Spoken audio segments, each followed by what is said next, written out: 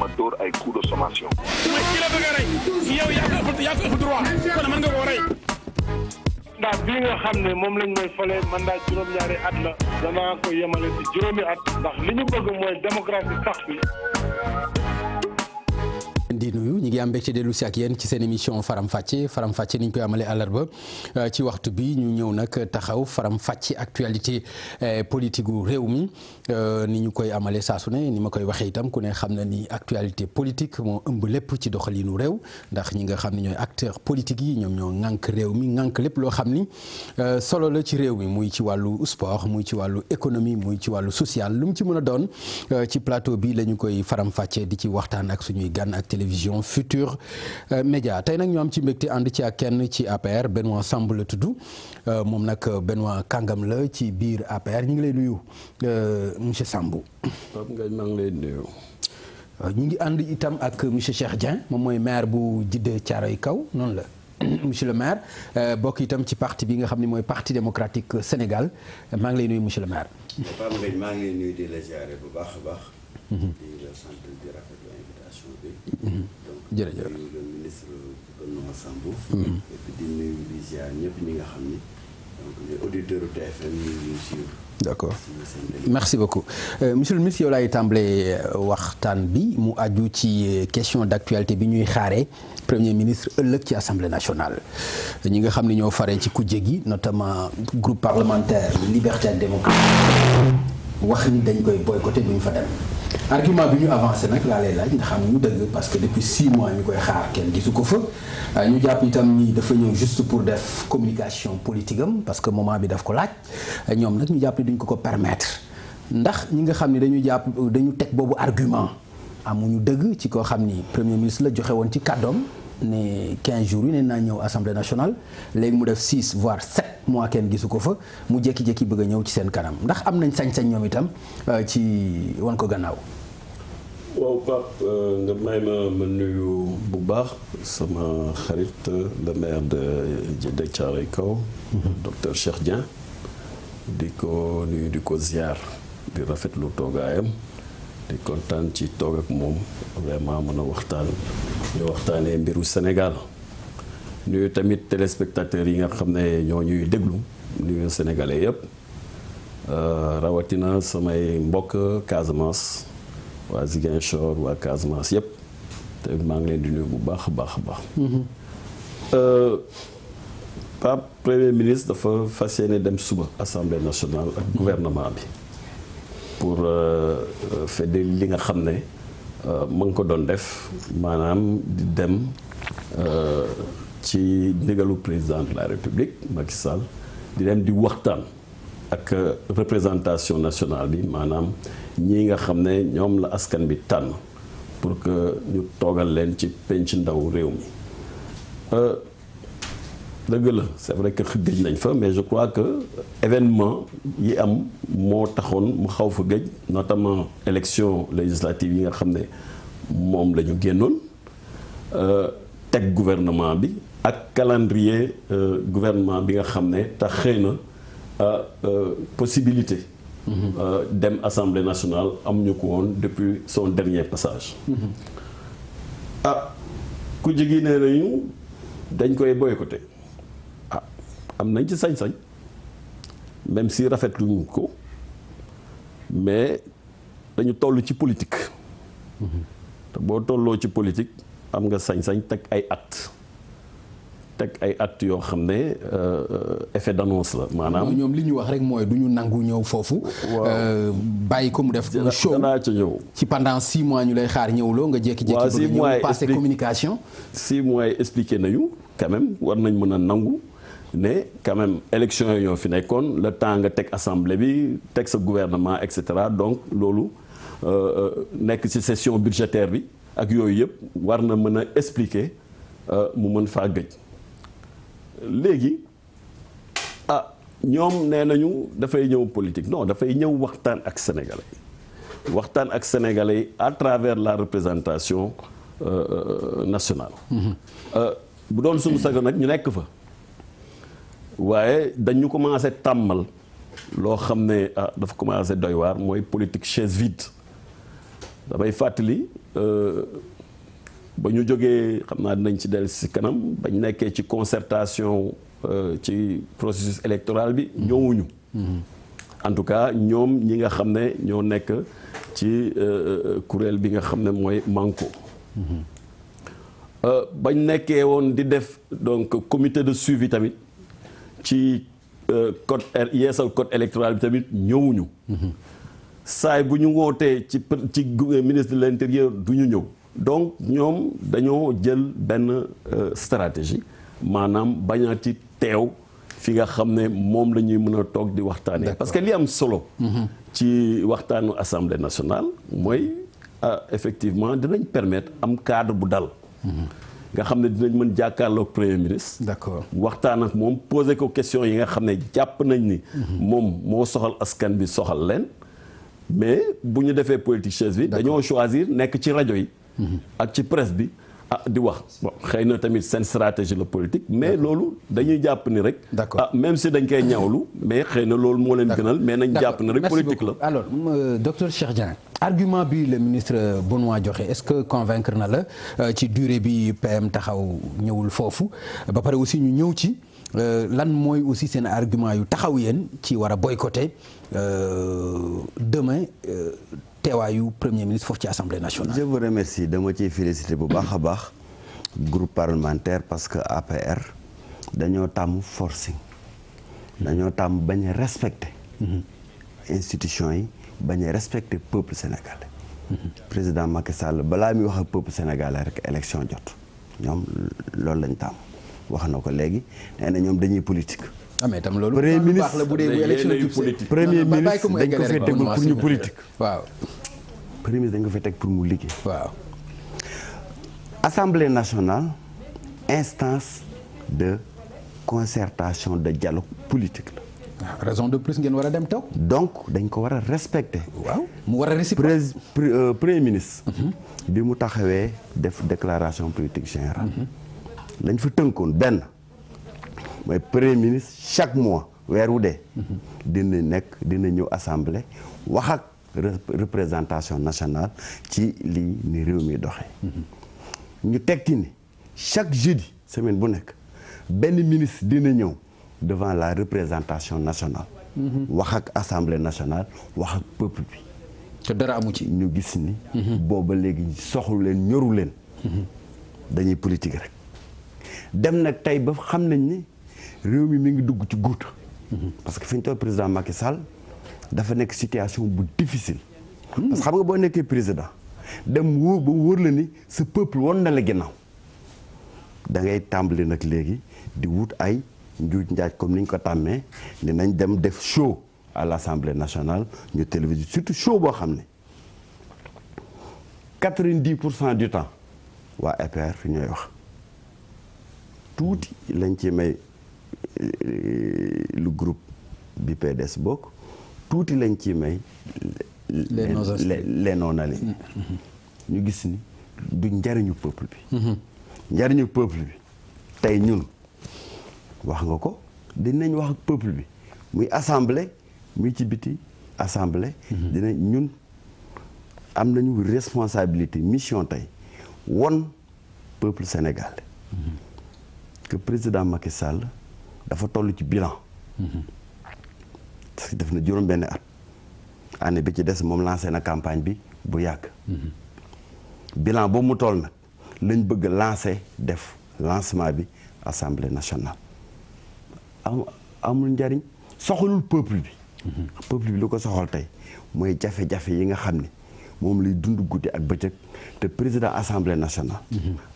président de la république Macky Sall amul ci solution. xam nga depuis 6 mois. bu doon def na li nga xam ni moo ko war en tant que premier ministre dina ñëw li nga xam ne nekk na fi tey crise arachidière. bi nga xam ni ñu ngi ci ba léegi génn gut 6 mois ngi nii ñu ubbi. campagne vente arachide. tey sàq boo dem. néeg boo dem. d'accord ma nga fees dell ak gerte. d'accord amuñu solution. pour jënd ko. d'accord moo tax ñu ni vraiment comme ñoom. sur tous les plans. d'accord wane nañ seen télé.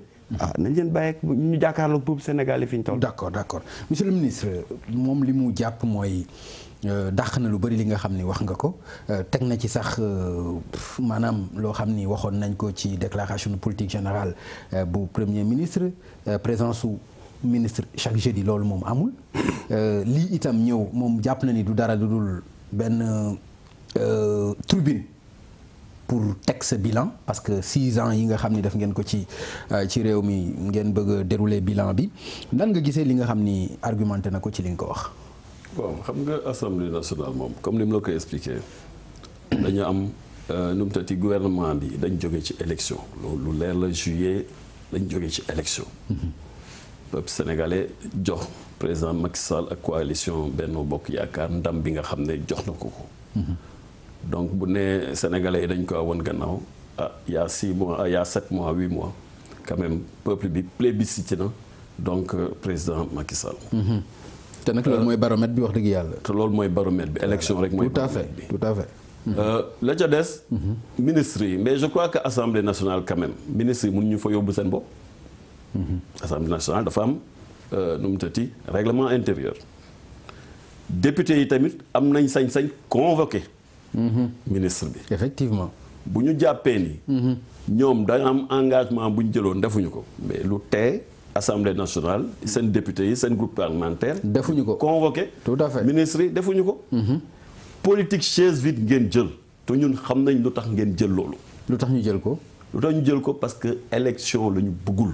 dëkk bi la ñu bëggatul mu avancer. wax loolu élection la ñu bëggul. naa la ko expliquer xam nga Abdoulaye dafa am stratégie bu mu nekk.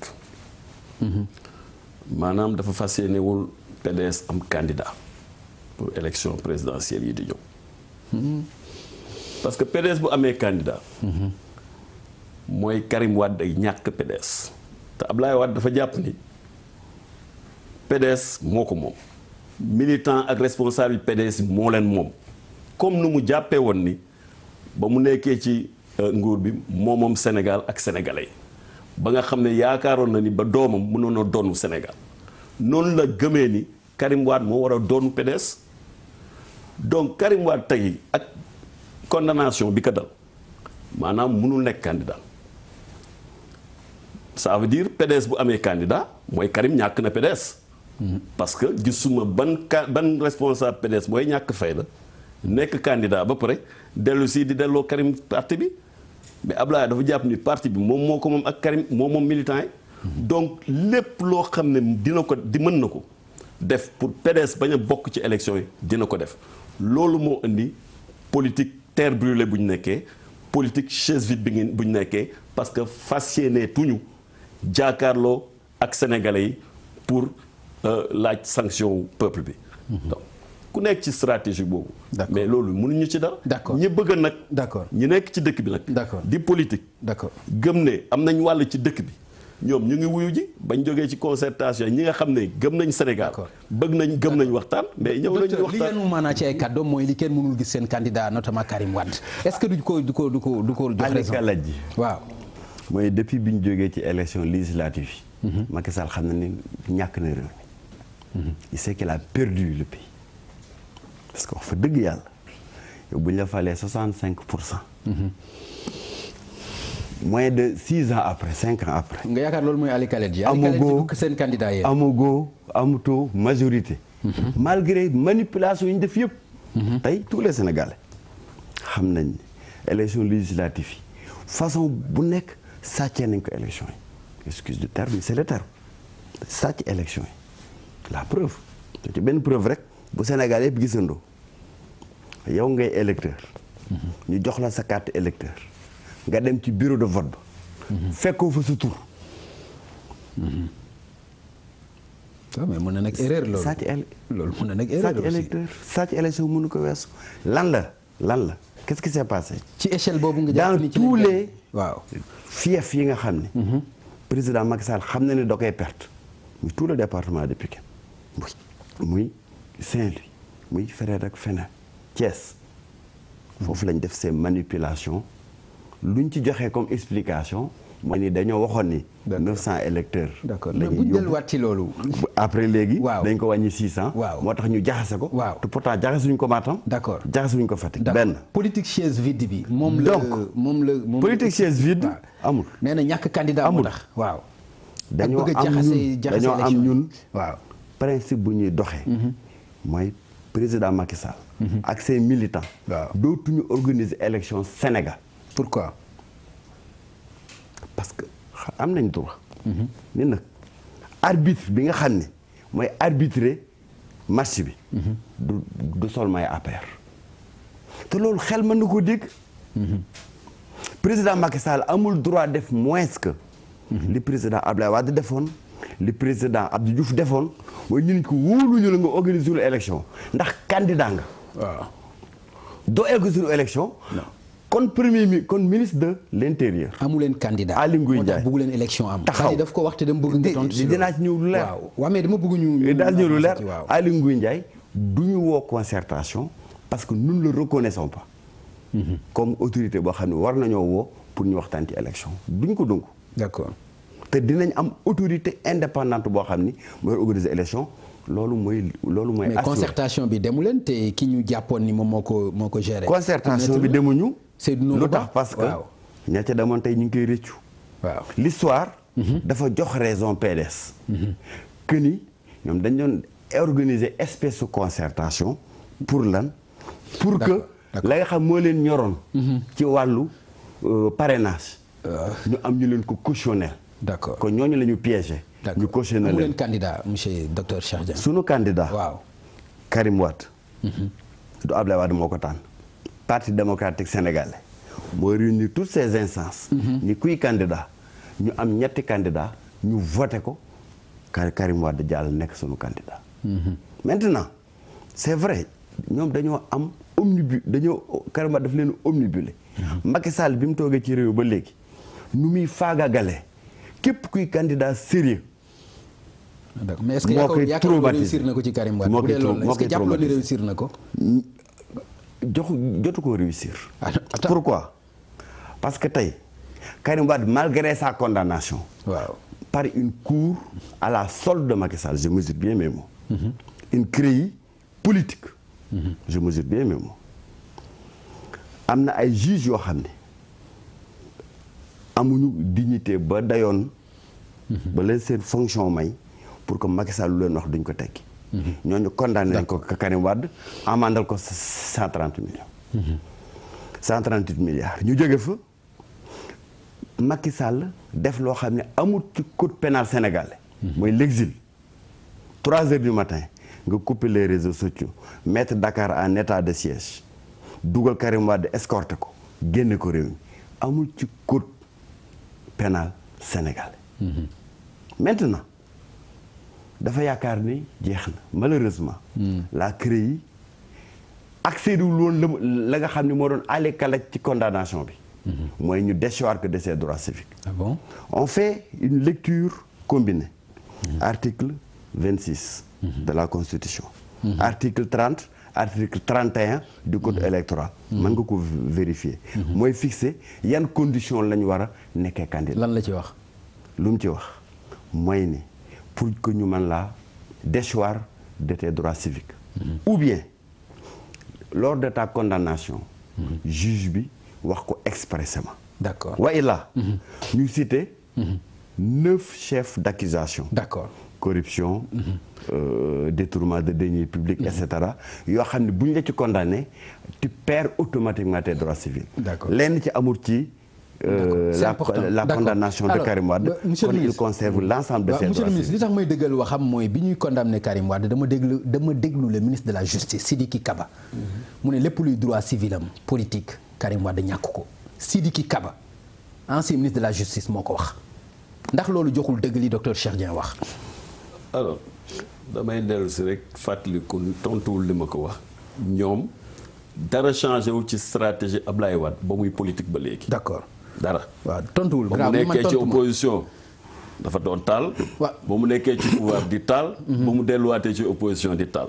léegi je crois que procès Karim Wade wees. waaw d'accord mais lii dafa am lu ko indi ci débat dama déglu li am ba am Sidiki Kaba wax li am ba am lu ma jàpp man. waaw mooy képp koo xam ne condamné nañ la ci détournement de deniers publics. mais loolu gënoo ko xam maître Sidiki Kaba. non déglu ma man fekk ancien ministre de la justice Sidiki di wax. waaw dama ne man li ma xam. li ma xam moom bu ko neexee nga woo ko laaj ko lu tax mu wax loolu man li ma xam laa wax. waaw te sànq feddal na ko léegi. képp koo xam ne condamné nañ la ci détournement de deniers publics da ngay perdre automatiquement say droits civiques kooku c'est très clair. donc deniers publics comment enrichissement illicite deniers publics. mais deniers publics enrichissement illicite kay mënul nekk ci deniers privés deniers publics rek la mën a ne képp koo xam ne condamné nañ la ci da ngay perdre sa droit civique mais c'est pas ça le débat pour man. c'est un débat kay. non kooku moom man li ma jàpp la ci débat de. moom xëy na mun ngeen ko parce que ñoom waat seen bakkan lañ ci sec. non xam nga nee naa la encore. candidature Karim Wade. encore une fois. waaw xam nga Karim Wade tojul fenn tojul fenn. nuru na am na benn responsable PDS moo doon wax mooy seen taal bombe. maanaam lépp lu ñu liggéey rek mu këpp yalwaan bi. donc vraiment Karim Fall tojul fenn bay jaaxal kenn. nuru na ko nag nuru nañu tojul fenn. ba mu nekkee fii nekk tout puissant ministre de l'eau de l'air. effectivement et de la terre. mënul sa gagné bureau de vote. mais léegi. c'est fu mu dëkkoon donc tajul fenn jaaxalul kenn. bàyyi leen ko mu ñëw kon. kan moo ko teree ñëw. mais moom moo nangu génn dëkk bi. non déglu ma. mais tout le temps nga dégg su ñëwee joxe 138 milliards. saa yu fi tegee tàngam joxe 138 milliards. waaw mais bu jëlee alal askan bi nag. waaw mais attends mais waaw bàyyi bu leen ko jëlee alal askan bi nag. waaw bu jëlee alal askan bi nag. daf ko war a joxe daf ko dul delloo. kay. waaw jeex na mais am na ñoo xam ne nekk mais nañ ci warul dëkk nekk bi veto ci mu bañ a ñëw. kenn terewu ko ñëw. moom moo tànn dem toog ci dëkk tubaab naar yi moom moo xam lu tax. fii ñu bëri def nañ fi ay tooxi doona ñu condamné leen ñu toog ci dëkk bi wala ñu tuumaal leen ñu toog ci dëkk bi. exil forcé de la wax. exil forcé boobu amul fenn ci Sénégal déportation amul fenn ci Sénégal xanaa moom rek ci Sénégal bu mu nekkee Sénégal ba léegi après indépendance xanaa moom rek lañ ci mës a déporté non loolu waxu caaxaan la. waxu caaxaan la. li wóor ba wóor le procès de Karim Wade il est derrière nous. mais sa am na lu ñu ko candidature tuumaal est devant nous. justice bi Sa condamné na candidature. ko man Karim Wade pare naa ak moom. man li ma intéressé mooy PDS. ak kuje gi. politique chaise vide ak terre brûlée bu ñu jël fu ñu ko teg fu ñu ko teg mooy bëgguñu élection am ci Sénégal bëggatuñu élection am ci Sénégal parce que ñoom jàpp nañ ni. non comme Karim Wade mooy élection yu Aly Ngouille Ndiaye di gérer la ñu bëggatul. loolu danañ ci yow élection boo xam ne PDS day am candidat Karim Wade ñàkk PDS loolu Abdoulaye Wade xalaatu ko. du leen ko nangul sax léegi je crois que dañ nekk ci république ci état. état bu sérieux dans les grandes démocraties état bi mooy organiser élection. Sénégal wees nañu fu ñuy sàcc ay élection fu ñu koy jalgatee la ñu weesuwul. fu ñu koy sàccee moom même jalgati. non élection fu ñu koy jalgatee. ma ne même jalgati élection wees na. fu ñu koy parce que jalgatee ñoom wax nañ fi wax bu bëri mais mënuñoo prouver benn yoon seen allégation benn yoon. élection législative yu ñu génn c'est vrai que am na ay dysfonctionnement organisationnel.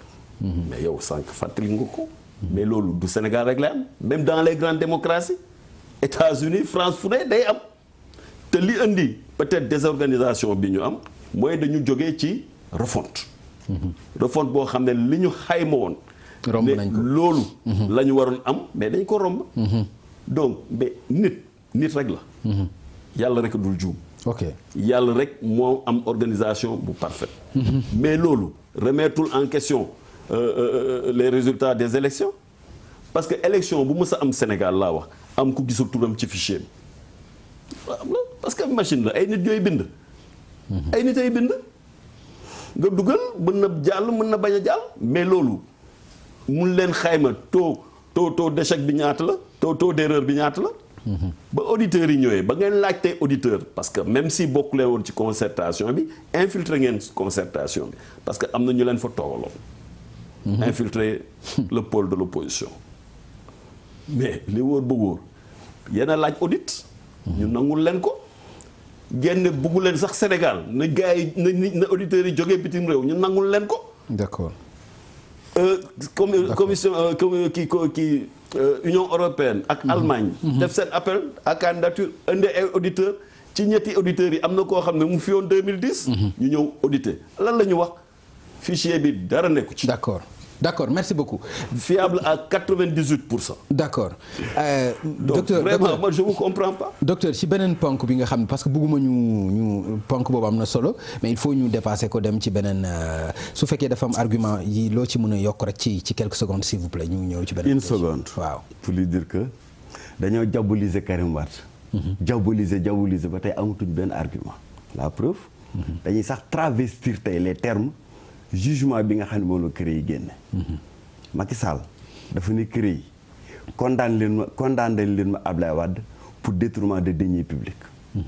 condamné leen ma ko. Karim Wade pour détournement de deniers publics ak pour corruption. dans le jugement CREI yi dafa dàq nommément détournement de deniers publics ma fàttali la ko. dafa dàq nommément corruption ma fàttali la ko kon ces deux chefs d'accusation dañoo nekkoon ci accusation bi. d'accord CREI yi dàq ko ci jugement. tey ñi nga waxaat moo tax ma ne seetaane waxul xel waaye yàq na dëgg yàq nam xel. waxul dëgg waaye yàq nam xel. parce que boo leen bàyyee ñu commencé waat di distiller.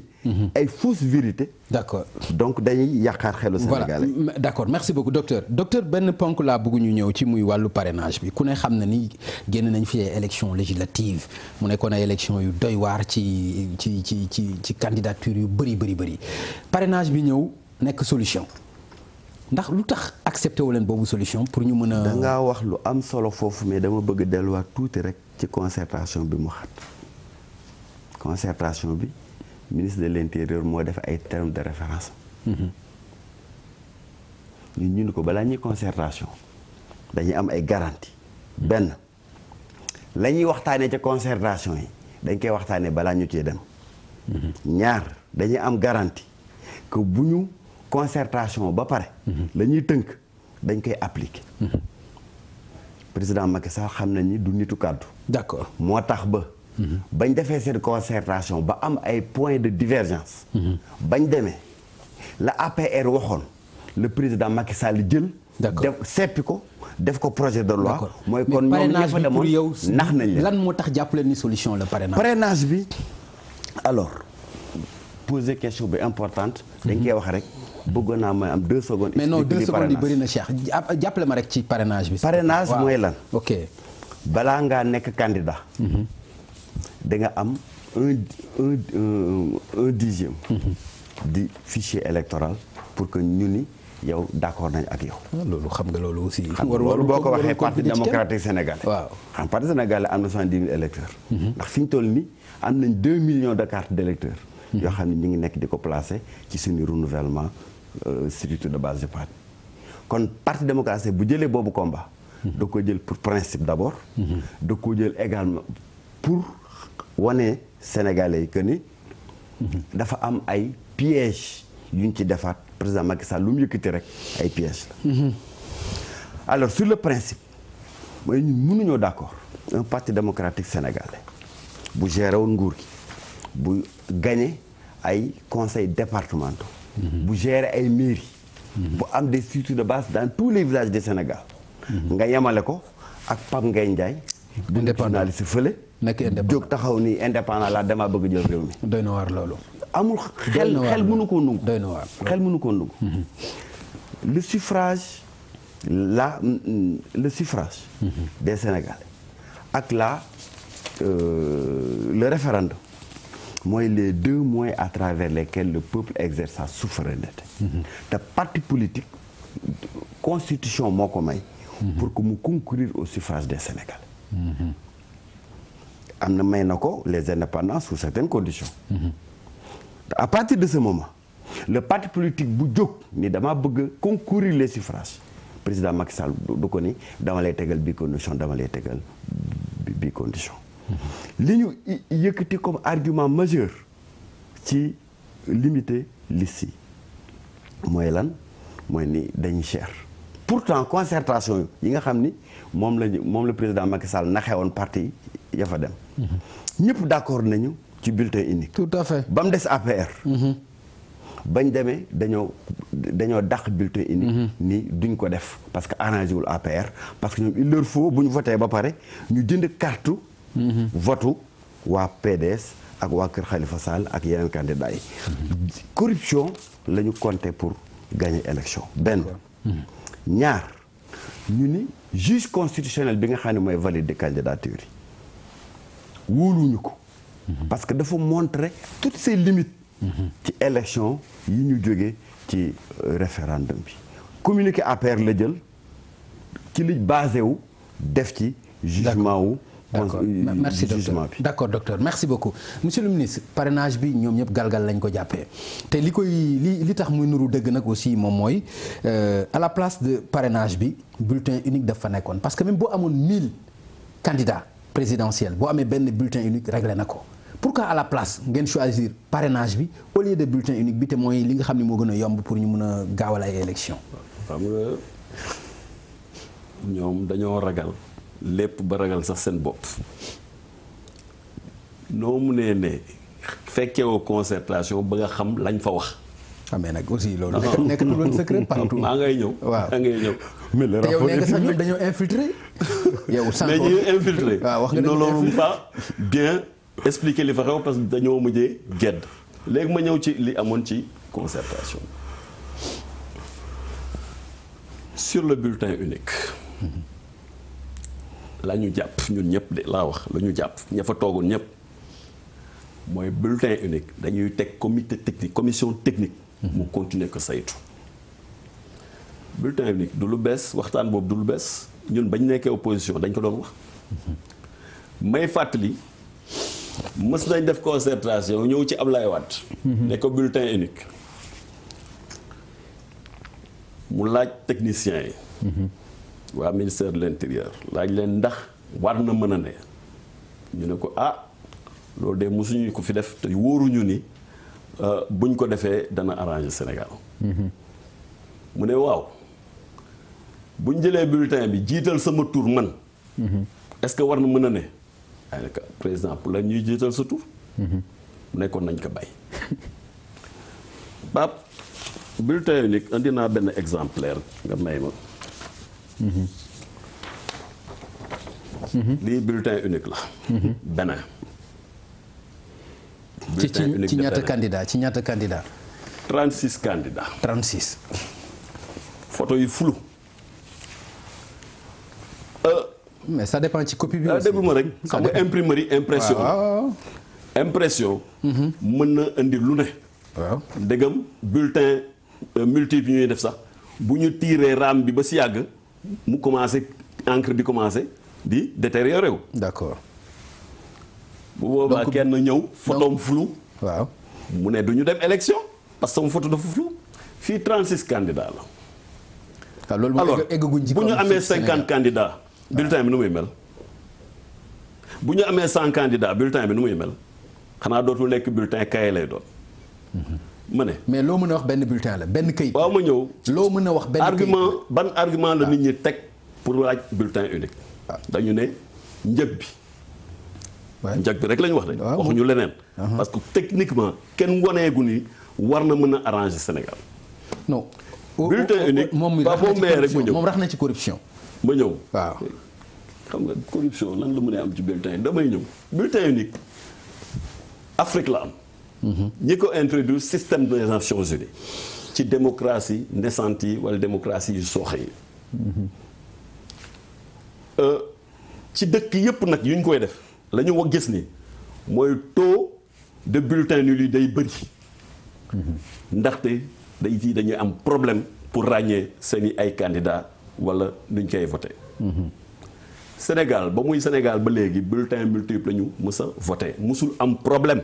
musul am problème alors yow nga xëy loo xam ne musoo cee am problème nga bëgg a dem indi loo xam ne fañ koy def baaxu fa. mais raison de plus parrainage bi moom lañ daan voté pourquoi nga bëgg fi bàyyi. dinaa ñëw ci parrainage bi bàyyil ma pare ci bulletin unique ma expliqué parce que important. d'accord Sénégalais mais je pense que li ñu ci wax donc bulletin unique. enjeu. ok te lu ñu jàpp foofu mooy.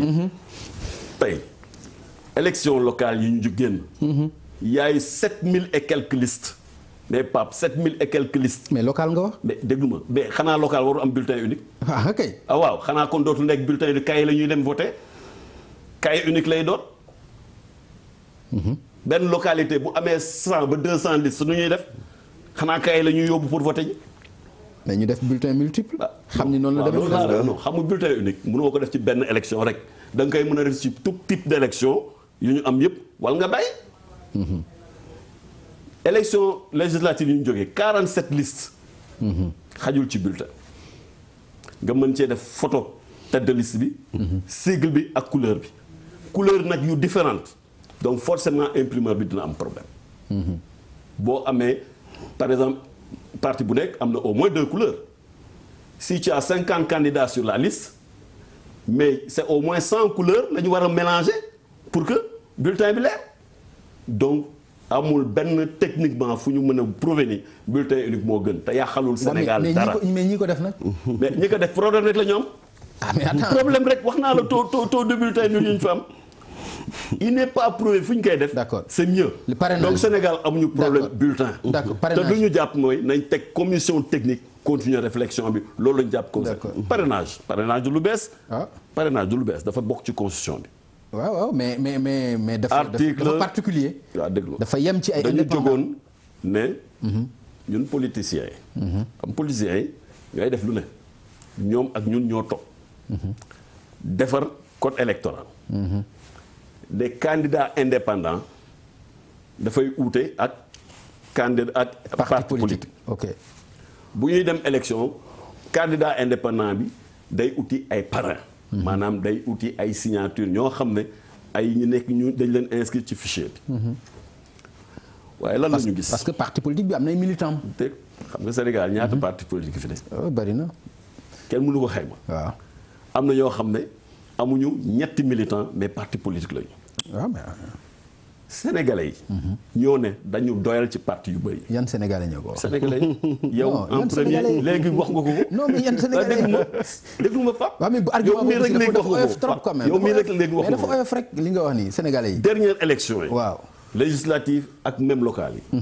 mais Sénégalais yi mais wax nañu koo képp koo tal micro mu ne la mais naka la ñuy mën a dem avec élection ci conditions yi. candidats yi dañu bëri. d'accord candidats yi dañu bëri. nit ñi jaaxle ñëw war a nekk ci bureau de vote yi yenn fa fanaan fa. alors dans la pratique lan la ñu gis mooy même loi bi mënatuñ ko appliquer pourquoi. parce que ñi am récépissé. parce que Sénégal képp ay jóg dem créer parti politique am récépissé. dañuy jël seeni récépissé loué ko candidat indépendant yi. loolu jalgati nañ loi bi donc loi bi dañu am difficulté déjà pour appliquer ko. beneen bi mais constitution bu bees. bu ñu jëlee ci référendum moo ne Sénégalais yi voté ko bépp Sénégalais. am nañ sañ-sañ bokk ci élection bu ne. mais je crois que mais waxu fa parrainage. laaj na non mais waxu fa parrainage bàyyi ma ñëw laaj na tey. ñu fexe ba équité am. waaw maanaam mais. ñu teg ñëpp sur le même pied d'égalité. mais constitution bi defu ko pourquoi nga. mais constitution non mais ñun ñoo defar nu mu tëddee code électoral. waaw parti politique bu ñu toogee. ñëpp d'accord de ci concertation ñëpp laa wax de ñi fa toogoon ñëpp. waaw d'accord ni dañu war a rationaliser. les candidatures et les partis politiques. d'accord ñi fa toogoon ñëpp. waaw ku nekk nag def ay propositions. waaw. société civile def ay propositions. mais bañ ko war a def yàgg na defuñu ko ba presque ay weer des ci élection yi. defal ndànk à la veille de chaque élection dañuy def concertation. sur le code électoral. effectivement. à la kuliane. d'accord dañu dem concertation. tooguñu assemblée nationale def ko dañu woote toog waxtaan ñaari weer. d'accord ñëpp ñi fa toogoon d'accord ni dañu war a rationaliser candidature yi ku nekk nag def sa proposition. société civile ne par exemple dañu war a indi parrainage u élu. mooy ay député ak ay effectivement conseils départementaux wala conseillers municipaux ñeneen def yeneen proposition ñun ñu ne mais jàpp nañ ni ku bëgg a dem élection war ngaa mën a quand même wane ni war nga mën am au moins 1% des électeurs inscrits parce que sénégalais yi tey sortie primaire la. d'accord États-Unis la plus grande démocratie. d'accord ñaari candidats ñooy dem présidentiel. waaw entre-temps pendant 1 an dañu nekk ci ay primaires. effectivement mais tey est-ce que am ñu sañ-sañ ne sénégalais yi war nañ mën njëkk segg. mais loolu campagne bis la xam nga loolu beneen campagne fu may terminer d'accord fu may terminer foofu. dernière élection législative yi gis ngeen dysfonctionnement yi am. tey ñoom ñoo laaj ñu wàññi kan moo responsable ci loolu. ñëpp. non bul ma wax ñëpp waaye. ñëpp dégg nga organisateurs yi la. moo tax comme état ngeen ne mooy responsable. kon état am na sañ-sañ. changer. D'accord, merci beaucoup. maanaam Pape ma terminer rek même foofu. une minute une seconde. deux secondes waaw allez-y ba non dafa yàgg kay mais allez-y baal ma parce rek. que sénégalais yi. mais non grand égalé rek. dinaa ci dellu si boobu ngeen di. waaw kon dellu si ci s'il vous plaît. alors docteur Cheikh. xoolal li mu lay expliquer ci bulletin unique ma bàyyi suma téléspectateurs yi xool ko ndax li doyul ci argument. pour que ñu war ko mën a. alors je vais lui dire xoolal 36 candidats photo yi sax mënuloo xam kan ak kan moo ci. alors je vais lui dire que. Quand on veut noyer son chien on l'accuse de rage. dégg nga wax na 10 minutes. ah xaw ma ñaata minutes la wax explication laborieuse. waaw c'est très laborieux li mu expliqué. parce que xam nga loo xam ne bu dul dëgg. waaw nga bëgg ko expliquer nit ñi mu dugg seen bopp yow mi koy expliquer da nga am problème. te xam ne li muy wax tegu ko fenn du dëgg. benn. lii soo ko mënee def ci benn yoon naka moom boo ko waree def 100 fois. boo amee 100 candidats. nga def lii moo gën a yomb lii bu ci nekk nga def ko 100 fois. lu simple la. mooy ni Macky Sall président Macky Sall ci boppam ba mu nekk opposition moo doon xeex ngir bulletin unique. xam nga Sénégal tey dañoo àgg foo xam ne ñii politique dañoo war a am dignité dañoo war a am kàddu. lañ doon wax bañ nekk opposition. ñu man bu ñu joree pouvoir bi ñu mën a sàmm seen kàddu foofu la ñuy xaar tey suñu homme politique te xaaruñu aussi ci seeni soq ñu leen di topp ci li nga xam ni mooy weddi Sénégal soq c'est pas trop respectueux nag aussi docteur Cheikh non bon soq mooy ñi ci topp waaw mais mën nga ko waxee neneen rek deuxième élément waaw non man nag Pam Ngagne. acca waa demal rek amul problème man xam nga jàppal ni man sama kàddu. waaw chaque fois nag moom damay respecté. d'accord auditeurs yi d'abord sax. d'accord merci beaucoup allez-y égaleel waaw. moom mooy. d'accord mooy wax ji. waaw dama koy woon. terme wolof la rek. avancez s'il vous plaît. bu loolu wéyee. waaw wax na fi. ci wàllu parrainage 1%. je pense que tontu naa ci léegi. li gën a fondamental li nga xam ni. waxu ko mais lan moo tax chaque fois bu ñuy dem élection président Macky Sall d'une élection à une autre mu war a changer les règles du jeu. loolu moom remarqué nañ ko. c'est-à-dire que loolu mooy li nga xam ni. Sénégal yi mënuñu ko nungu. waaw loolu moom. élection législative. effectivement. dafa ñëw changer règle tey complètement. bàyyi fële code électoral. ba ñuy dem utali conseil constitutionnel. ba ñuy dem ci élection référendaire noonu la defoon. reconnaître ma benn parti. ñaari courant lay reconnaître ku bëgg a nekk élection demal oui wala nga dem non point final mooy nier parti. alors on a nee nañ jamais 203 jig na ko ñaari yoon. ba bëgg ko xam ni Sénégal yi dañoo doyal. ci njuut njàcc. tey c'est le peuple Macky Sall amatul problème ak parti politique yi de tey peuple Sénégal la amal problème. parce que nag mais nee na la législative yi contraire bi la wax. waaw li ngay wax ni moom nee na la législative contraire bi la ñuy wax élection yi ñu mujjee génne. je l'ai démontré que législative bi ñu ci génne ba léegi la Macky Sall perd son sang-froid. fa la perdre sang-froid parce que xam na ni il a perdu la légitimité du peuple parce que tey bu ñu demoon élection malgré. la ñu sàcc yëpp ci élection yi. 49% yi tey boo ko demoon élection dem deuxième tour. mooy il a perdu pas tey la peur. mais jege na 50% de dem premier tour. la peur a changé de camp. waaw de dégrégorate la nekk rek. mais 49 jege na premier tour de. te mu des 2 ans ci élection. la peur a changé de camp ils ont peur fi ñu toll. li ñuy wax ni xam nañu peuple bi wan nañ leen ginnaaw. maintenant nag dinaa téye pouvoir bi par force man nag samay famille yëpp di topp sama gannaaw quitte à changer les règles du jeu. mooy tey Macky Sall introduit tous les germes d'une confrontation entre le pouvoir et le peuple sénégalais. tey recours bi nga xam ni moom lañ am ñoom mooy lacrymogène mooy la force publique loolu wax rek ñu naan force reste à la loi force reste à la loi. comme ni ngeen ko doon waxee rek vraiment loolu la ñuy fàttali. loolu dafa war a jeex. waaw dañoo war a delloo Ousmane Ngom doon waxee de wax dañoo war a delloo au peuple sénégalais gëddëm. mooy bàyyi ko muy tànn ses dirigeants en toute transparence en toute démocratie en toute sincérité ci foofu lañ toll. d'accord maintenant nag li mu fi waxaat également ci wàllu parrainage ni dañoo bëgg rationaliser l'espace politique mais yow la nga bëgg ngay def xam nga dañuy rationaliser d'accord mais nañ ko waxtaane d'accord pourquoi faut-il que li nga xam ni moom la classe politique bi war a d'accord docteur yi itam léegi nga wax 10 minutes de ah le classe politique bi war a d'accord merci nga ne man li APR wax lay appliquer d'accord ñeneen ñëpp li ñu wax dama koy teg fële ci ginnaaw loolu moo dul dëgg loolu moo dul dëgg fi mu daaneele ndax du am raison moom parce que ci concertation la ñu jógee ñi bëri ci concertation bi ne am mbiru parrainage nañ ko teg fële président de la république ñu dégg ci li ñu dégg nii projet la bu mu bëgg a yóbbu assemblée nationale ñu voté ko ñu dem ci parrainage waaye li nga xam ni itam wax na ko te ñu remarqué ko mooy chaque veille élection président dina am lu mu laal ci constitution bi ndax loolu tam lu rafet la ci démocratie. alors damay fàttali encore ci concertation ñi fa toogoon ñëpp dañu ne dañu war a rationaliser candidature waaw rationaliser candidature yi mooy maanaam segg fexe ba candidature yi bu mu bëri. d'accord wala du ñu am candidature yu farfelu mais parrainage waxuñu parrainage. rationaliser ak parrainer am na différence parce que am na yeneen yu ñu ko mën a defee. par exemple solution bi société civile wax. waaw solution bu. parrainage la tudd. waaw mais parrainage boobu moo gën a simple quand même. mais moo gën métti ci ñoom élu yi ñoo koy def. mais ñoo gën métti ci ñoom parce que élection yi ñu jógee.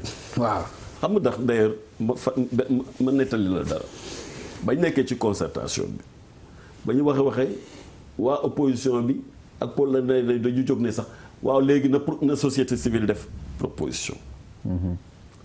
société civile dem réfléchir wane ni parrainage am na Mali am na Guinée Mauritanie am na Burkina Faso am na France ak yeneen dëkk am na sax ci constitution Sénégal def ay proposition ne pour parrainage bi nañu ut au moins 2 à 4 élus Assemblée nationale wala une centaine d'élus locaux wala ñu indi 20 000 signatures yooyu la société civile mais bañ ko defee ñoom xam nañ ni dernière élection yu ñu jógee sur les 47 li 13 ñoo am député yan candidat ñoo fa mën a am député parce que ñun sax moo ñu gënoon yombal parce que société civile bañ def pro ñun dañ leen ne d'accord nañ parce que ñun mën nañ contrôler suñuy élu mais kon ñoom du ñu ñetti candidat ñu dàq ko ne société civile bu leen fi waxati parce que arrangé wu leen gis nañ ni moo gën métti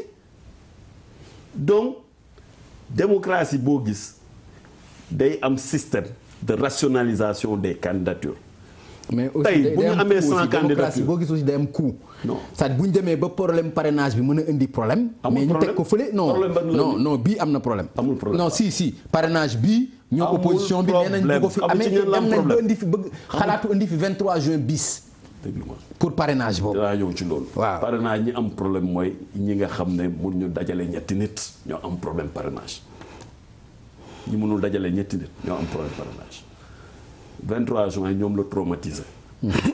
parce que 23 juin ba mu xëyee ba léegi ñoom ñu ngi rêvé ñu ngi gént fay sénégalais yi lu ñu leen defoon le 23 juin donc ñoom la traumatisé. fii dëkk bi. Sénégalais yi taluñu leen yéen Sénégalais yi taluñu leen xam lu ñu tal dëkk bi di avancé liggéey Sénégal jëm kanam. taluñu ay parti yoo xam ne mun ñu dajale ñetti nit taluñu leen. bu leen neexee ngeen dox sénégalais yi dañuy avancer. parrainage ñan la sonal mooy ñi mënul dajale ñetti nit. mais moom nee na le combat de principe la moom wax na la donc li mënul personne qui ne veut pas aller aux élections. ñi mënul dajale ñetti nit lu tax. expliqué naa lu tax. alors je vais lui expliquer. non bàyyi ko organisation élection tey. yéen ñi di wax. bu ñu amoon 100 candidats. ak caution bi nga xam ne jàpp naa ne dañ ko nar a wàññi parce que ñëpp d'accord dañ koy wàññi.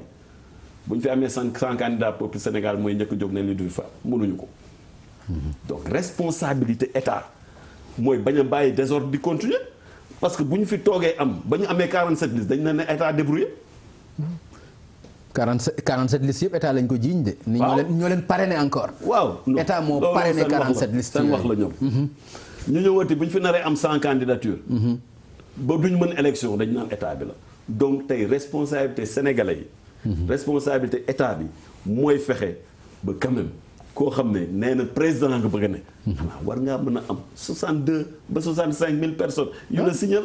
mais loolu d'accord xam nga quotient électoral xam nga député. pour nga am député baal mu terminer fii docteur s'il vous plaît. pour nga am député benn non bu ko forcer allez-y. pour nga am benn député 55 145. waaw mais boobu nag day fekk nga campagne dem élection. mais nañ dem campagne yi nañ dugg ci àll bi. bàyyi parrainage bi campagne. non dégg ma waaw mais loolu mooy primaire yi ñuy wax. d'accord nañ dem dugg ci dëkk bi. d'accord nit ñi wóolu leen ñu dem. d'accord merci beaucoup docteur Cheikh Dieng. alors damay dëgg rek li nga wax. waaw. et ça ñoom ñoo ko dëggal. Serigne Mbacké Ndiaye ci télé bi la taxaw. ni président Macky Sall moo ñu jàppale bi ñuy dem élection législative pour ñu def ay suñuy liste. loolu moom wax na ko c'est clair. kon tey le peuple sénégalais xam nañ ni. 47 listes yi ñuy wax. président Macky Sall la ko soqe woon. moom ak kan la parrainé la jox ko xaalis. boo jógee ci loolu. calme-toi bu monsieur le ministre xam nga wax nga 10 minutes ma toog changement de mën ngaa calmer rek. il dit mën nañoo contrôler suñu éli. effectivement ñu nekkoon ci concertation ñu bari dàq nañ ko xam nga bu ñu naan dajalee ñetti nit. PDS taxul ñuy wax. quand même quoi qu'on dise nag le PDS reste tey mooy tey le plus grand parti politique au Sénégal. nee naa la 2 millions de cartes la ñu commandé pour placer ko ci suñu militant kon xam nga ni dajale ay parrain bu doon 1 million de parrainage. loolu aussi du statistique bu kii 2 millions lañu commandé pour placer ko. mais loolu xam nga ñëpp bu ñu jógee ci loolu. nee nañ dañuy jënd argument boobu nee na dañuy jënd. waaw nee na ñoom mën nañu contrôler seen élu. effectivement les partis ya fa demoon mën nañu am tiitaange ci achat de conscience bi nga xam ni dafa nekk un des leviers dafa nekk jumtuwaay bu am solo boo xam ni moom la président Macky Sall di doxee te lu Sénégal yëpp xam nañ ko. président Macky Sall moo fi njëkkoon nekk kuy xeex transhumance. ba mu nekk opposition. tey xoolal leaderu PDS yi. ñaata la ci jënd. ba ci sax waa kër Khalifa mu am ñu ci jënd comme ñoo mën nañoo contrôler seen i parce que am nañ xaalis buñ leen contrôler.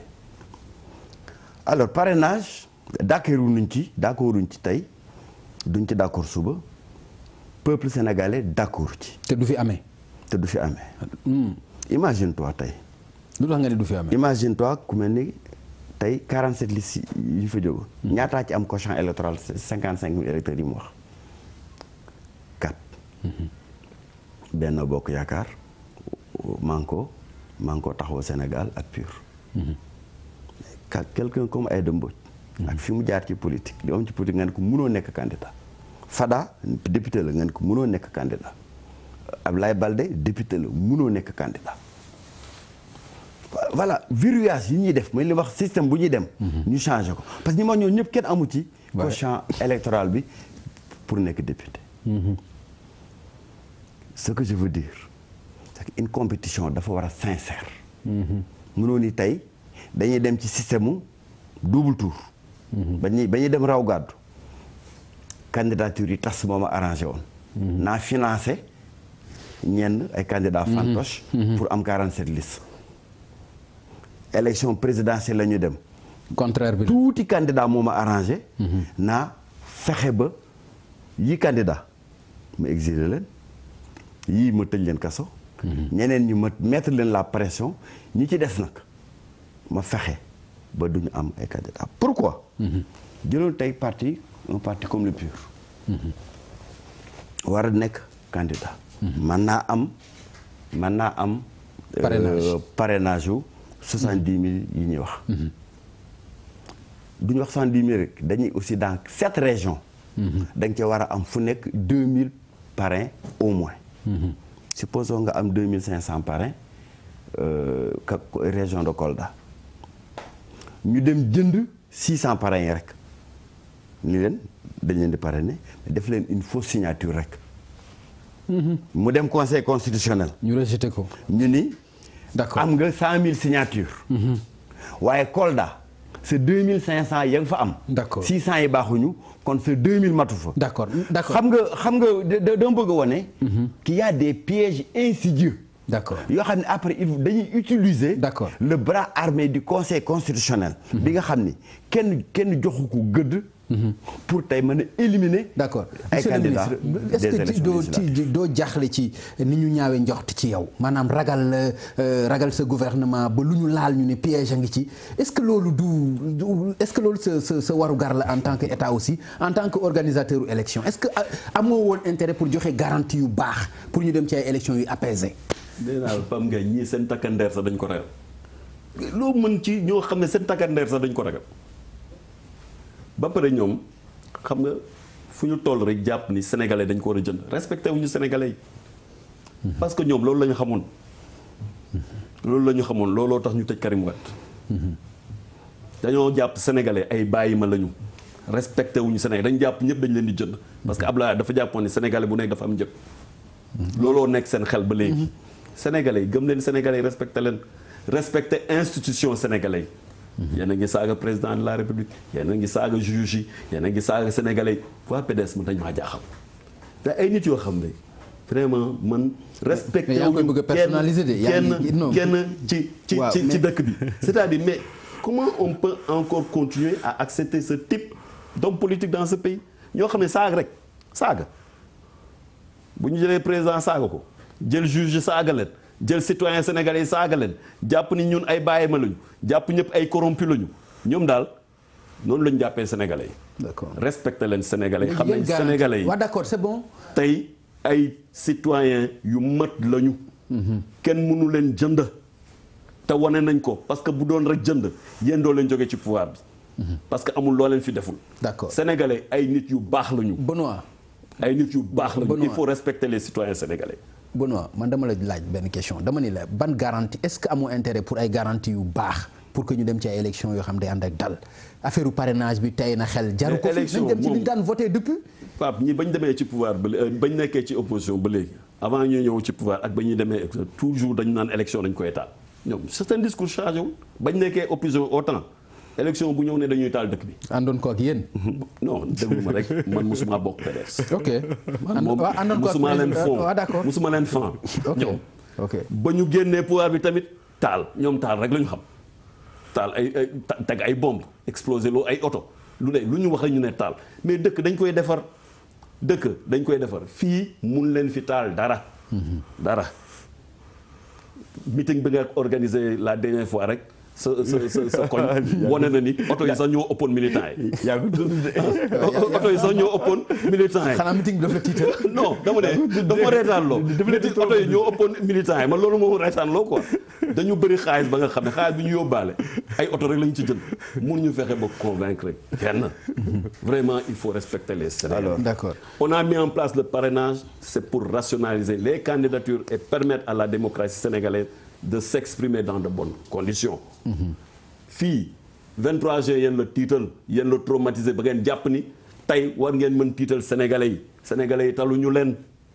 sénégalais yi liggéey la ñu tal yóbbu Sénégal kanam loolu la ñu tal léegi nag li ci des saa yi bu ñu wootee waxtaan ñëw leen waxtaan ku fekkeewul waxtaan bi tamit mais sa affaire la. mais doo ne man du ma fekkee waxtaan bi ba pare li ngeen fa waxtaanee du ma ko nangu. mais loolu kenn mësul gis lu mel noonu. donc ñii encore une fois. bëgguñu dem électionné fas yéene wu dem élection parce que Ablaye Wade. argument la lu muy wax toujours la day ñëw depuis début waxtaanam ba tey. li ngi ciy ñëw di ci ñëwaat bëggu leen dem ci élection. amu leen candidat te élection diabolisation xam nga lan la rek affaire yow yaakaar ne tey xam discours bi ñu wax nii depuis 2012 moom la ñuy wax diaboliser fii tool bu tàmbalee wax rek tey n'importe quel Sénégalais mën naa terminer discours am. tey je pense que élection législative ni mu demee président Abdoulaye Wade parti démocratique ak opposition waaye nañ maturité bu day ni ils n'ont pas plongé le Sénégal dans le chaos mais day wax ne ñoom ñoo bëgg chaos. booy déggee ni mu wax fi ñu toll bi nga tàmbali di perdre son sang-froid parce que mi ngi wax di commencer les termes deviennent durs mi ngi commencer di ñu saaga lu nekk mais parce que après nii lañ mel fi ñu toll ils ont perdu le sang-froid ils ont perdu le sens de la réalité. parce que xam boo yoree pouvoir di nguuru monsieur le ministre est-ce que yaa ngi yor salaire ministre ak salaire sa délégation bi nu mu tudd sax conseil des dialogues territoire ba léegi wala benn salaire nga am. Sénégalais ngay waxal wala mën ils ont tous 2 salaires. dama lay laaj Sénégalais ngay waxal wala mën ngay wax ku ci nekk ñaari salaire la am di nga ci tontu Sénégalais yi léegi. boo amee yenn avantage tey fi mu toog mu am ñaari salaire am salaire ministre am salaire président dëkkale di perte pouvoir bi dañuy perte seen sang-froid. te fi ñu toll loolu moo leen dal parce que gis nañ Sénégal lañ leen wane ginnaaw alors j'ai dit mais ñun am nañ droit ni amuñu confiance ci président Macky Sall. tey ban Sénégal moo amati confiance ci président Macky Sall. mën naa koo lim dafa ne woon 5 ans laay def. jóge fu ni maa waxoon waxatuma parce que conseil constitutionnel te mu répété fukki yoon ak juróom-ñaar ni du ma def 7 ans 5 ans laay def. dafa ne woon 700 000 emplois lay créé. tey on perd 300 000 emplois nets par an. et c'est ça la vérité des chiffres yuy jógee ci ANSD. dafa noonu mbay mi dinaa ko toppatoo may nekk sama priorité. tey. d'accord waaw non dara itamit nag. waaw non yaa ngi wax dama moom nga xam naa allez-y su ma tàmbalee toog non ñemewu la coupé monsieur. waaw parce que non dama bëgg woon pourquoi amuñu confiance. ci président da nga bëgg a dugg ci loo xam ni suma question la rek te bëgg parce que président Macky Sall non dama koy tontu rek de. on n'a pas confiance. am nañu droit am confiance am ñàkk confiance. koo xam ne du sàmm kàddoom. d'accord. loolu tax amuñu confiance ci président Macky Sall ak bëgg terme suq mais ak ñi mu àndal bokk. pour que duñu organiser suñu élection pour que lu ñu wax duñ ci def ak ñoom. alors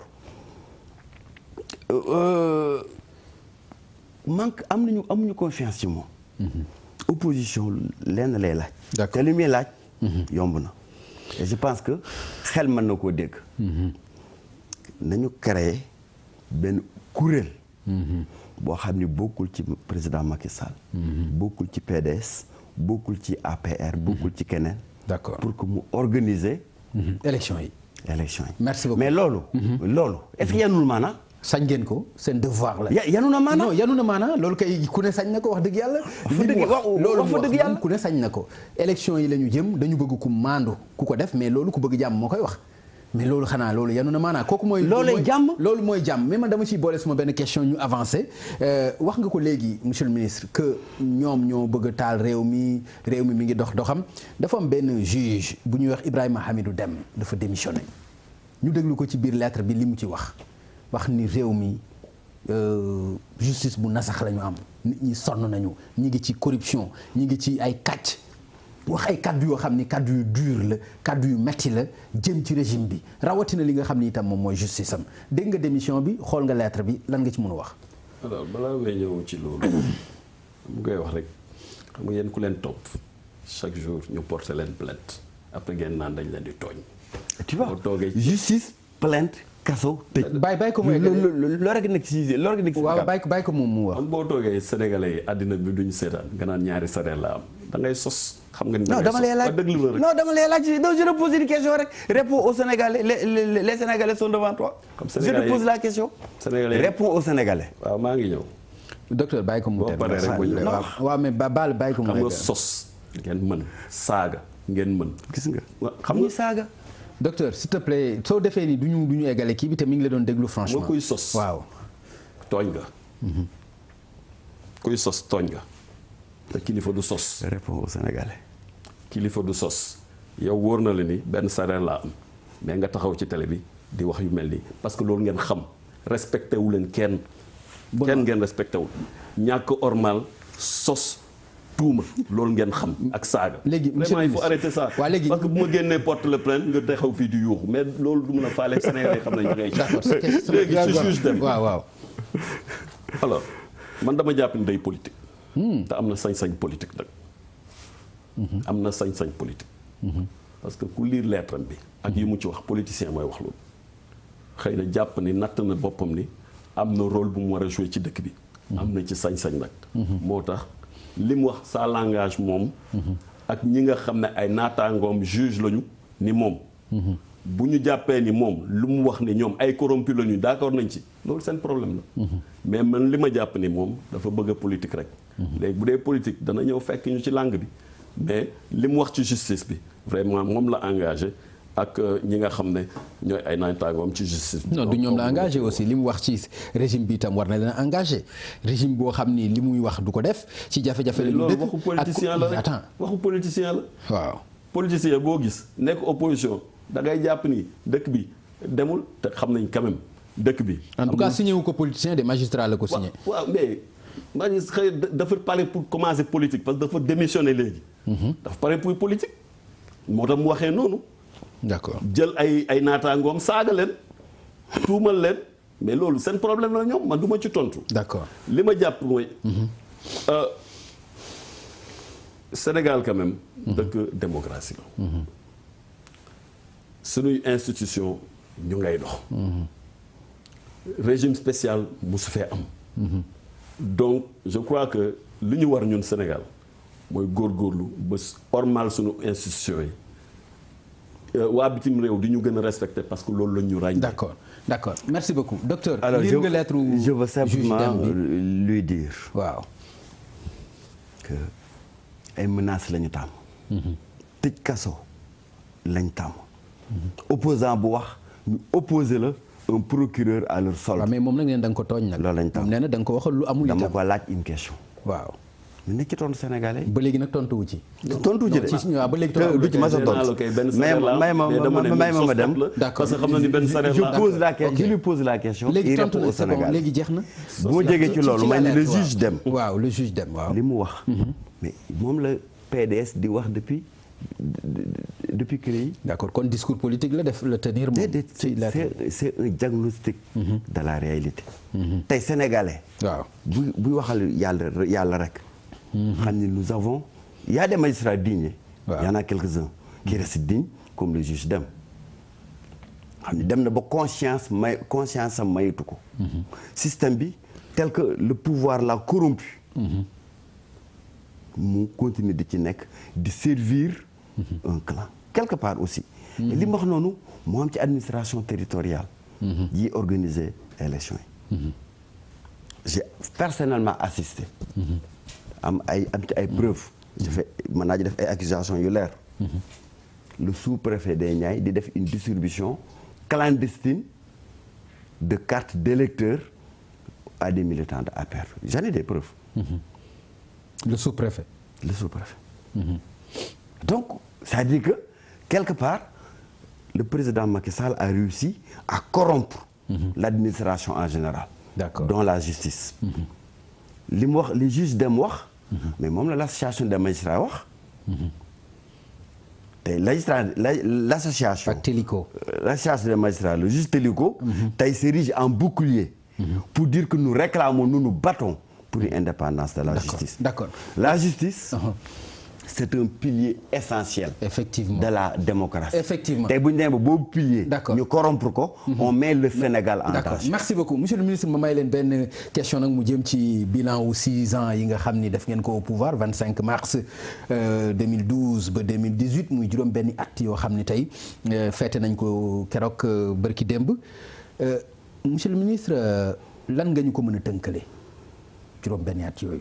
alors déjà wax la Pape man def naa 18 ans ci politique. musuma saaga juge. musuma saaga institution. parce que ku toog naan sa justice dafa corrompu respecté woo sa bopp respecté woo sa institution yi respecté woo Sénégalais yi. te nag vraiment je suis déçu par le comportement des gens du PDS. il faut apprendre à respecter les institutions parce que vous avez pratiqué l'État. D'accord. Respecter leen institutions sénégalais yi ak sénégalais. loolu c'est bon léegi tontu ma ci. alors pour notre bilan quand même je crois que le bilan parle de lui-même. parce que bi ñuy wax bilan dañuy wax fan la ñu jëlee dëkk bi. voilà. 2011. fan la sunu croissance toll woon 1,7. 2017 tey jëm 2018 ñu ngi projeté wu sur 7,2. te kenn du ma wax croissance Sénégal duñ ko lekk. tey sénégalais dañuy lekk croissance. parce que croissance moo tax ñu mën a wàññi impôt ci salaire yi. mu dellu si ci poche travailleurs yi. croissance boobu moo mën a tax ñu def ay programmes sociaux. muy couverture maladie universelle. ñu mën a def tamit des filets sociaux muy bourse familiale yi. croissance boobu moo dellu si sénégalais yi ba ñu mën a teg PUDC. di jàppale monde rural bi nga xam ne priorité la. pour président de la République. croissance boobu moo indi tey ñuy def PUMA muy def ay programmes yu am solo ci dëkkaan yi nga xam ne ñoo nekk ci frontières yi ba ñu foogoon ni bokkuñu Sénégal Guinée-Bissau la ñu bokkoon wala Gambie ba nga xam ne monnaie dëkk yooyu la ñu doon utiliser. croissance boobu moo indi prix denrées nécessaires yi yokkuwul ba ñu faloo ba léegi. croissance boobu moo indi tey ñu mën a wàññi 10% ci électricité bi. croissance boobu moo indi tey ñu mën a jàppale béykat yi parce que je rappelle encore que le monde rural et agriculture participent à hauteur de 16% dans la croissance sénégalaise. À côté donc des services comme les télécommunications. Donc kilométrage de route yu ñu def tey multiplié de par 2 ou 3 li nga xam ne moom la Ablaye Wade defoon en 12 ans. En 6 ans président Macky Sall li mu def ci tali ci ay pont ak ci ay autoroute double na li nga xam ne moom la donc bilan bi lu ñuy teg loxo la. du lu ñuy nettali. tey Sénégal changé na profondément. ci liberté yi fondamentalement ci mbiru dëkkin ci mbiru cadre de vie. ci mbiru vraiment nu mu tëddee sénégalais nu ñu dundee ci dëkk loo xam ne duñ ko nettali. fu nekk koy d'accord merci beaucoup problème de temps la ñu am ci 6 ans. je veux juste lui faire remarquer. que buñ ne am na ay juges corrompus. à côté am na ay juges yu dignes. te kenn si ñoom mooy juge Dème. tey li PDS doon wax depuis 2012 kenn si ñoom moo génn démissionné. wax ko. d'accord c'est bon kon du attaquer institution yi mais diagnostiquer les dysfonctionnements. d'accord yi nga xam moom le président Macky Sall. allez-y docteur s'il vous plaît. bu loolu wéyee. nee na def nañ croissance 7%. ma fàttali ko ne jaay nañu réew mi. 7% yooyu 4,5% secteur tertiaire moo ko porté. ça signifie que nous avons une croissance appauvissante. moo tax ñu naan croissance mi ngi yokk Sénégal yi ñu ngi gën a ndóol. ndóol bi en 2011 indice de perception pour pauvreté. ñoom ñi ngi ko fekkoon ci 46%. tey en 2018 àgg na 56%. am na sax ay régions yoo xam ni àgg na fa 75% boo demee fu mel ni Kolda ak Kédougou. mais kon ñooñu ñu ngi bàkkoo croissance pourtant ndóol gi mi ngi gën a yokk ñu ngi bàkkoo croissance président Macky Sall waxoon son ministre des finances son ministre du budget son ministre de l'éducation dem leen négocier ak syndicats yi signer leen ay accords réalistes et réalisables. lu ngeen mën ñu signer ko ba pare. tey ñu ngi nekk ci dañuy sauver année bi. parce que la ñu mën la ñoo xam ne mën nañ ko tey mënatuñ ko parce que ils ont une crise financière profonde. ñi ngi fekkoon le taux d'endettement du Sénégal à 34%. tey yóbbu nañ ko 65%. mooy tey président Macky Sall mi ngi hypothéquer l'avenir u suñuy doom ak suñuy sët. pétrole bi nga xam ne génnagul. ci lay sukkandiku tey barki dem mu lekk 1200 milliards ci pétrole bu génnagul. ñu àgg tey à un niveau d'endettement boo xam ni Sénégal musu ko am bi Sénégal di Sénégal ba léegi. kon bu ñuy bàkkoo bu ñuy bàkkoo taux de croissance mën nañoo xam ni ñi ngi bàkkoo PUDC. mais dañ ci waroon rus. la majorité des Sénégalais 60% des Sénégalais vivent en monde rural. nga jagleel leen 300 milliards. jël 1200 milliards def ko ci benn TER boo xam ni da nga sauver benn entreprise française ci ñaata kilomètres la diggante Dakar ak Diamniadio. diggante Dakar ak Diamniadio nga def ci 1200 milliards. 4 fois plus que li nga jox 60% des Sénégalais.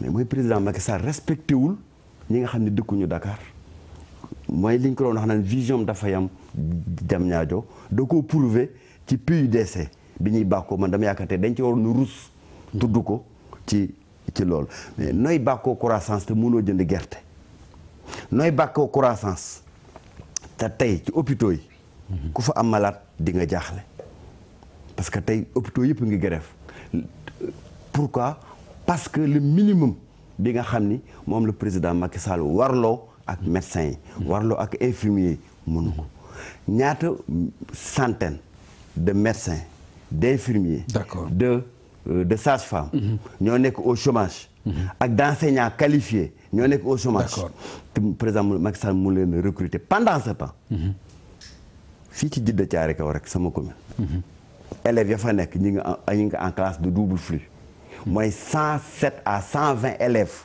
ci benn classe ñii di jàng suba ñii di jàng ngoon ñu ne réew mi nga dox si ñoom lay doxul ci Sénégal. d'accord merci beaucoup monsieur le maire malheureusement waxtaan bi jeex na mais dinaa la bàyyi non di nga ci am damay bàyyi rek kenn ku ci ne li nga bëggoon wax nga def ko ce mot de la fin pour au moins benn 1 à 2 minutes s'il vous plaît. waaw monsieur le ministre comme d'habitude rek tuuma wax chiffre yu faux rek la ñu xam. yàq xel.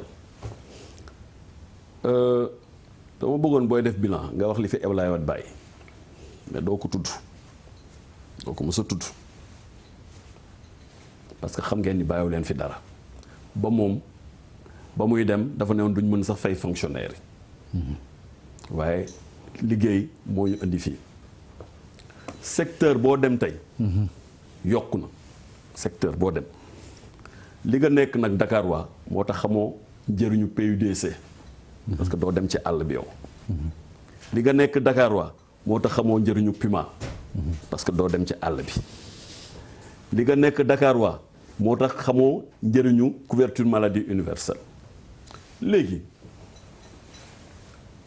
Abdoulaye Wade moo quand même déstructuré système de rémunération des fonctionnaires parce que ba mu fi nekkee la indi ay nu mu tëddee iniquité maanaam bañ a yemale fonctionnaires yi en fonction seen catégorie ak seen grade puisque dafa amoon ay catégorie fonctionnaires yoo xam ne am nañ capacité mobiliser wu saa bu ñu yëngoo rek mu yokk ba tey sur les 127 000 fonctionnaires mu am déséquilibre en fonction des secteurs yi ngay ne en fonction des secteurs yi ngay ne looloo indi tey ñeneen ñi di laajte surtout enseignants yi pour ñu yemale leen. merci monsieur le ministre léegi tàggoolu téléspectateurs c'est dommage que waroon nañ dañu wax trop ci politique waroon nañ mën a wax lu bëri ci économie bi parce que je crois que bilan bi loolu la ci Sénégalais yi bëggoon di wax nag di leen ñaan ñoom waa PDS ñu changer comportement di ñaan ñu respecter suñu réew respecter suñuy institution respecter Sénégalais yi wax leen nag nañ góorgóorlu ñëw dem élection bañ a topp Ablaye Wade li mu bëgg parce que Ablaye Wade pare na xool leen yéen seen avenir Karim Wade du seen avenir yéen Ablaye Wade jëndu leen moomu leen bu leen jàpp ni rek PDS Karim Wade moo ko waroon ndoonoo par force respecté leen Sénégalais yi ngeen ñëw ñu liggéey dëkk bi parce que président moom la bëgg Sénégalais yi ñoom merci beaucoup décidément Karim Wade les traumatise. non yéen laa yërëm yéen laa yërëm décidément Karim Wade les traumatise. dam leen yërëm je vais leur dire rek que fi ñu toll Abdoulaye Wade ça fait 6 ans yëratul réew mi. bilan tey ci président Macky Sall lañ koy xaar. effectivement 12 ans yëpp président Abdoulaye doon def. la muy def na ko fi. lii baax na lii bon na ñu wax peuple sénégalais xam na li Wade def lu baax lu Wade def lu bon. waxu Wade passé nañ ko. wax leen li ci kanam. Ali Kalaji mooy président Macky Sall dafa signé ay accords avec les enseignants. tey les pères de famille les parents d'élèves dañoo nekk dans le désordre. xam nga naafiq mooy tey mooy renvoyer président Macky Sall ak syndicat d'enseignants yi dos à dos. négociation buñ ko defee ba négocier ko ba pare ba àgg ci ay accords la ca des mooy appliquer accords yi. te tey parents d'élèves yi li lay war a sóoli dañuy ñaan président Macky Sall na appliquer les accords signés avec les enseignants pour que suñuy doom dellu ci classe dañuy ñaan président Macky Sall. la question de la sécurité des enfants. C'est important. C'est dommage qu'on n'a pas eu régler les vrais problèmes des Sénégalais. Tout à fait. fa ñu xaar alors. nga tàggoo. ma tàggoo ki ni bàyyi leen di ñu menacer. vous avez devant vous ay opposants yu am fit yu am doole gis nga ña ragaloon ña tapetoon ña amoon lu ñu leen di bundu xataale ñëpp daw nañ fekk président Macky Sall. ñun ñi fi des. dañoo am dignité. mooy saagakat yi. dañoo am courage. saagakat yi. dañoo am foi. d'accord que ni am nañu responsabilité ci li nga xam ne président. voilà Ablaye Wade bàyyi woon na ko fi.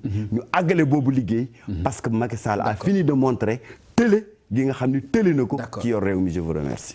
jërëjëf mu nekkoon docteur Cheikh Dieng bokk ci parti démocratique Sénégal nekk maire bu Djiddah Thiaroye Kaw di remercier bu baax le ministre Benoît Sambou moom itam ci wuysi bi nga xam ni wuysi na ko télévision Futur Média ak émission Faram Facce ñuy gërëm bu baax Touba Ameublement ak suñu grand Mamoun Gaye ci ni mu ñuy jàppale ci salon yi mu ñuy jox chaque mercredi ci émission Faram Facce di gërëm Vieux Diouf Babacar Fall ci coordination bi nga xam def na ko itam ci invité yi di ko ci gërëm bu baax moom Babacar di leen jox rendez-vous incha allah àllarba boobu la di ñëw bu ci yàlla àndee jërë ngeen jëf.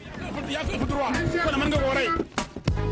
ndax bii nga xam ne moom lañ may fale mandat juróom-ñaari at la.